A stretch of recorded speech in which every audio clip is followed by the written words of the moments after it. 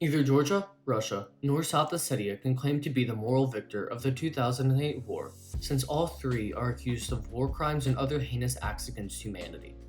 What is objective, however, is the ongoing crime committed by Russian and South Ossetian forces. This crime is the process of borderization. Borderization is a process of constructing border infrastructure, usually by installing barbed wire fences and trenches along with border checkpoints. Borderization is much more than a military tactic. More than anything, it's a form of psychological warfare, which is part of what makes borderization so costly not only to Georgia, but also to South Ossetia and Abkhazia. The situation along the de facto border with South Ossetia is particularly bad, since much of the border has been determined fairly arbitrarily, whereas the border with Abkhazia mostly follows the Enguri River, therefore creating a clean, natural boundary. Furthermore, the Enguri Bridge crossing between Abkhazia and Georgia sees an average of around 3,000 border crossings a day, whereas most movement between South Ossetia and Georgia is forbidden. Due to this video will focus on the de facto border between South Ossetia and Georgia. The process of borderization between South Ossetia and Georgia began in earnest in 2013. As of 2018, 52 kilometers out of 350 kilometers of the de facto border between South Ossetia and Georgia has been fenced.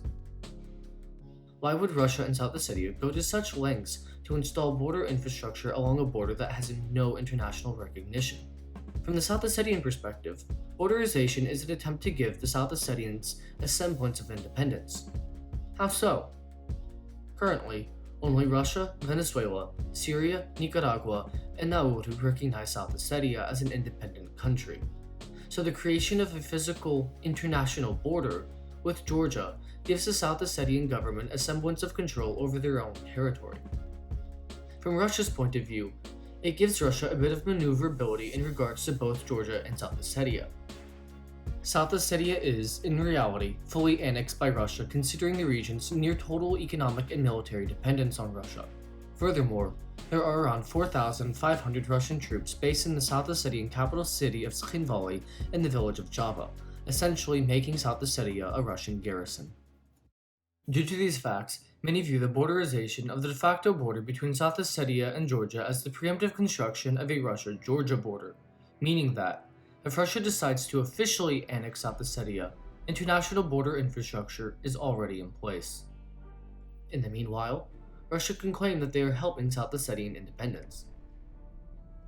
Despite those reasons, the primary purpose of borderization is that it prevents a peaceful resolution to the conflicts in Georgia. South Ossetians overwhelmingly hold the Georgian government in a negative light. Some of this mistrust is justifiable considering the words and actions of Georgia's previous presidents Zviad Gamsakhurdia and Mikhail Saakashvili. After all, it was the Georgian government, at the direction of their president Mikhail Saakashvili, who fired the first shot in the 2008 war. However, much of the resentment also stems from a lack of formal and informal dialogue between all parties. The Georgian government is using its Euro-Atlantic integration process as a means of winning back the hearts and minds of South Ossetians, by showing them that reunification with Georgia will lead to a more prosperous future than its current quasi-independence and/or the future unification with Russia.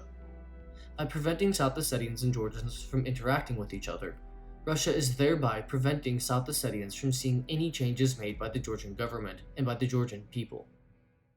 This point is made all of the more evident since the Russian and South Ossetian authorities have banned citizens of both South Ossetia and Georgia from crossing the de facto border, with the sole exception of those who live in the Akhalgori district. What's more, borderization heightens tensions between South Ossetia and Georgia.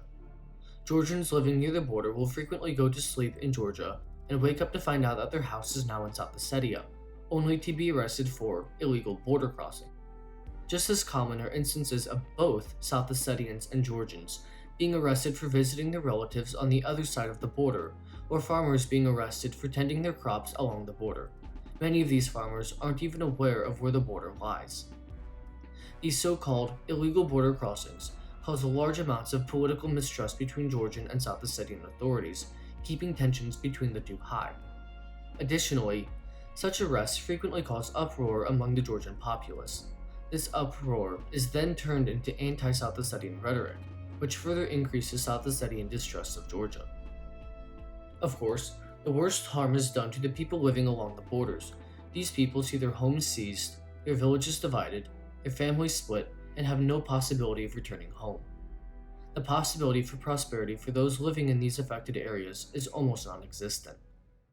The first step to a peaceful resolution to the conflicts over the status of Abkhazia and South Ossetia is the cessation of borderization. Only once the Abkhazians and South Ossetians are able to fully understand their possibilities will they be able to confidently and reasonably determine their own futures. For more information about Georgia's occupied regions or Georgia as a whole, visit our website www.visiting-georgia.com. Thanks for watching.